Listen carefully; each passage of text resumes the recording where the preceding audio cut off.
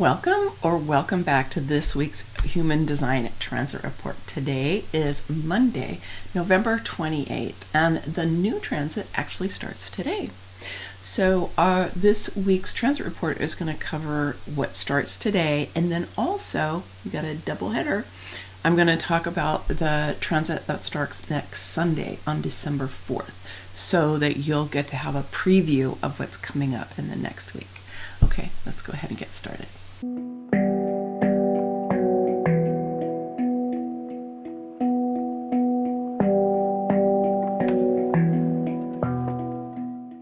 So today we have a change from the kind of energies that we've been exploring in the Sun and the Earth for the last a number of transits. I didn't count, but there are like 4 or 5 of them anyway, where we were really highlighting a lot of individual circuitry, and in particular the knowing circuit. So we no longer have much going on in the knowing circuit at all. We have the 60 that's still there, that Pluto's lighting that up, and we have the 2 that's being lit up by Uranus. Yeah, the nodes have moved out of the knowing circuit. They've been there for a long time. We have like 3 activations in the knowing circuit right now, but we do have a pretty big shift in energy, and the Sun and the Earth this week are in the logic circuit or the pattern circuit in quantum human design, and next week the Sun will also be in the logic circuit or the pattern circuit.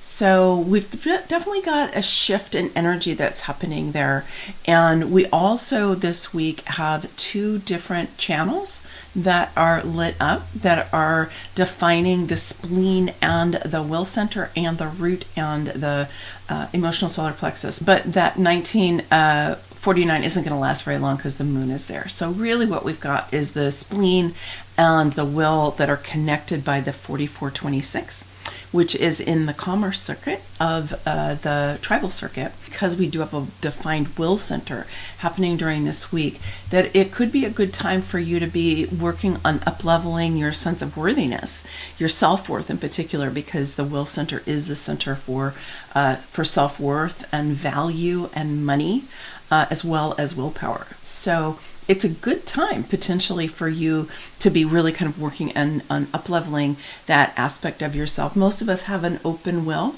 but when it's here defined, it gives us a chance maybe to feel the quality of that energy a little more consistently over the course of this week, and you can make the best of it. Just watch out for not letting the fear of the past get in your way, because that 44 can activate the fear of the past. Okay, so it's another time, if you in the past have questioned your worthiness or questioned your personal value, and you feel like whatever that was going on in the past that maybe stimulated that feeling inside of you, it's a good time right now where you could just be releasing that, take another look at it, make a new decision, decide to hold yourself in the true esteem that I'm sure that you really deserve, and to project that out into your future. So the Sun has moved into the gate 9 and the Earth has moved into the gate 16. So let's talk about the gate 9, which is the gate of focus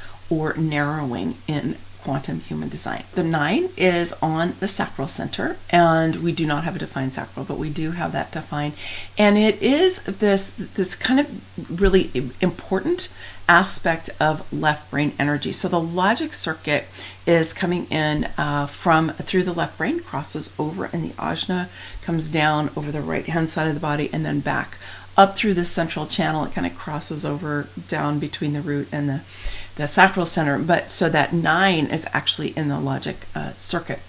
And left brain energy is a focal gaze. So it's an interesting thing to know that we have, of course, many different ways that we can see, we can really focus in, right? But we can also have peripheral gaze where we have a big, wide, reaching outward, like when you're looking at a landscape, right? We naturally do that when we have a landscape. And that's really right-brained energy because it's this sense of expansion. And it moves us out of the more verbal part of our brain when we go into that peripheral gaze where we can see like an entire landscape, right? But the opposite, which is left brain energy, is focal gaze, which is what we use all the time. Like for me right now, I'm using focal gaze, looking at a camera, right? But when we're doing anything on screens, when we're reading a book, when we're looking directly at another person, right, we are using our focal gaze. And this particular kind of focal gaze that we have is part of our legacy as predators, because predators have their eyes both on the same side of their head so that we can focus and have that focal gaze so we can find our prey. Whereas prey tend to have eyes more on the side of their head. If you think like what cows or deer tend to have, right? Their eyes are a little bit farther to the side so that they can be seeing where the predators are coming from, whereas predators are like that. And eagles have that to such a degree that they can see like a mile away. It's crazy. They're like way high up in the sky, but they have incredible focal gaze. So if we just kind of lean into this question about kind of bringing things into focus, right? Narrowing in, really getting a lot of, kind of precision to our vision, right? Because that's what that is. And it is the ability to see distance, but it's like this precision in our ability to see.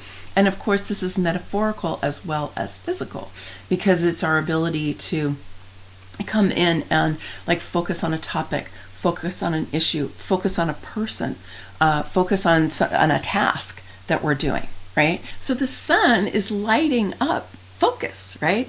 And the question is where would it be good for me to focus during this time? What have I been not focusing on? Or what have I not really brought into focus? Like it's been a little out of focus for me, or I haven't been paying enough attention to really have that thing come all the way into my purview, right? I mean, sometimes we talk about it. It hasn't come across my screen yet because we have all these, digital metaphors now, right? It hasn't come across my screen yet. So what would be good for you to bring into your screen or bring into your field of focus so that you can do whatever needs to happen with that, whether that's paying attention to someone in your life, whether it's learning something new, whether it's taking care of your clients, whether it's paying attention to something that your body really needs that you've been ignoring, whatever it might be, like what needs to come into your focus. Now, interestingly enough, the sun is resting on the earth in the gate 16, which is on the throat. It's right here. And in traditional human design, it's known as skills, sometimes known as talent. And in quantum human design, it's known as zest. And I just love that. Doesn't just the word make you feel good? Zest, right? So it's interesting because I think of zest as a really kind of expansive energy, right? It's kind of effervescent almost, and yet it's the earth that's lighting it up. So the question is how do we ground ourselves into the energy of zest? Like, what does that even look like for us, right? Well, part of it might be just to help lighten us up a little bit. And, the 16 is kind of the ready, fire, aim gate, right? It's the let's just do it, let's go for it kind of a gate, right? And then its mate is the 48, which is really like we should really know what we're doing before we move forward. We need to know everything. It's kind of like the first line profile, right? That's what the 48 is. So they balance each other out, right? And in traditional human design, it's the channel of talent.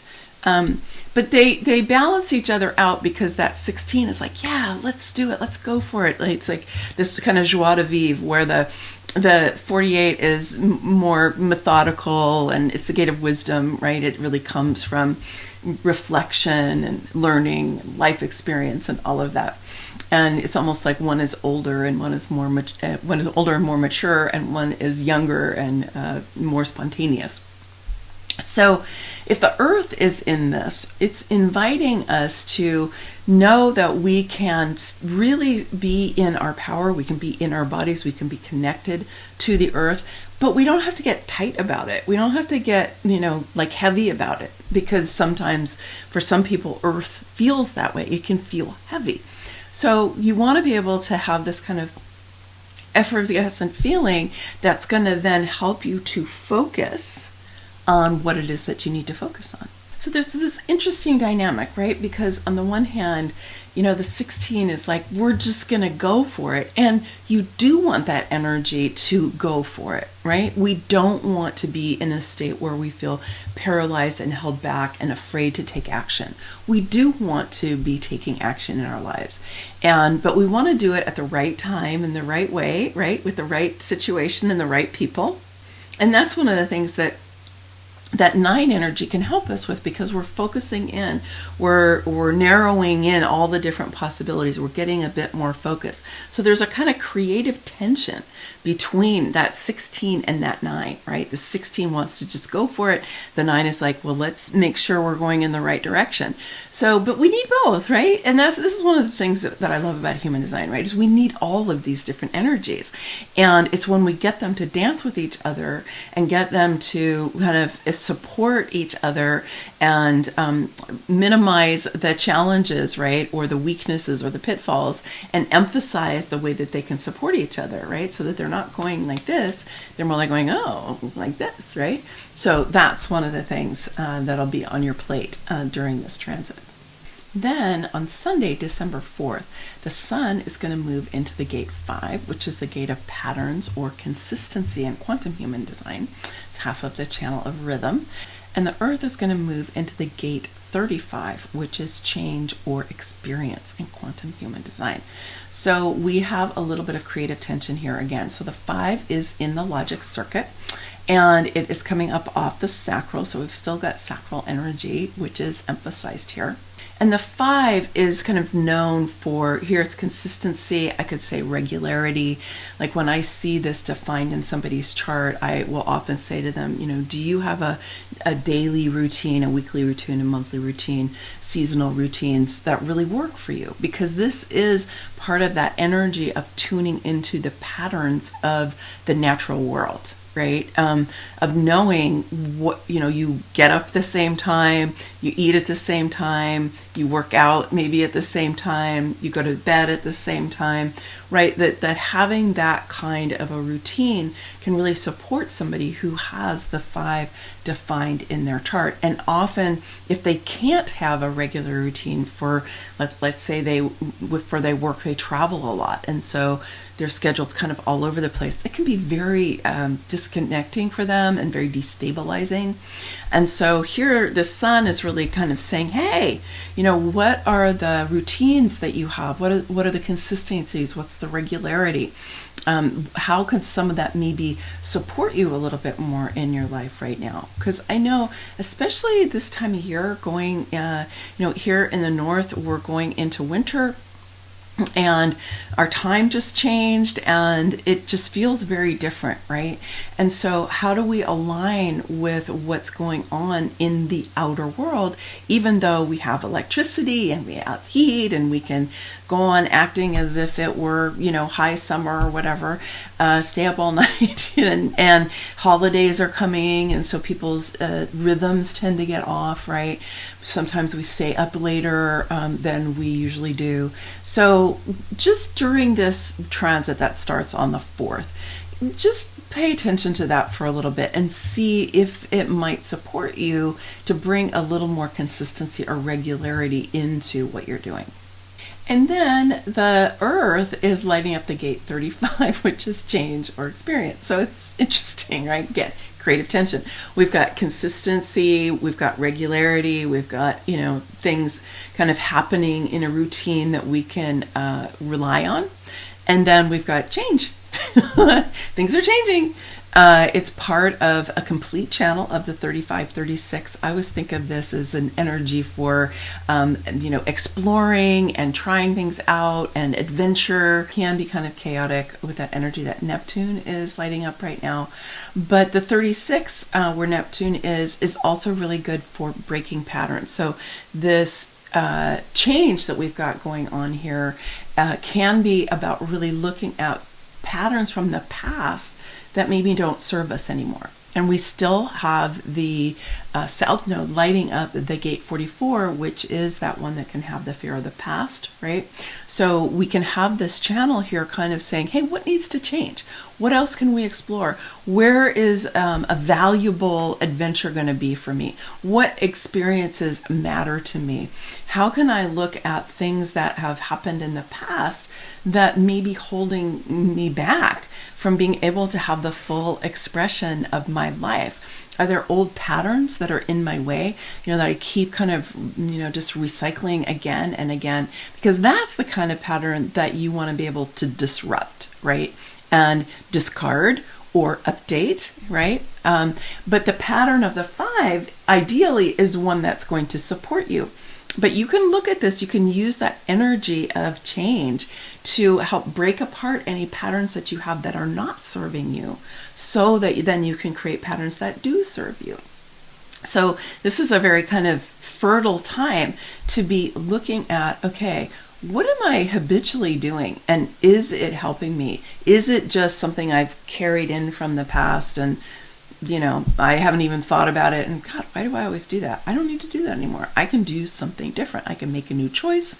I can make a commitment to creating a new habit, or if you don't have any kind of things that are really supporting you and things are kind of chaotic in your life, it's like, how can I create something that will help ground me, right? In a sense that things can change as they need to, right? And I can have a spirit of adventure as I'm doing it, and also knowing that having some kind of consistency can be stabilizing for me as well. I want to let you know, if you haven't seen already, that for this week only until December 1st, that my Activate Your Superpowers Understanding Human Design program, which is fully updated, newly expanded. It's my signature course. We've put it on a new platform. We have a bunch of great new features, new content. I'm really excited about it, can you tell?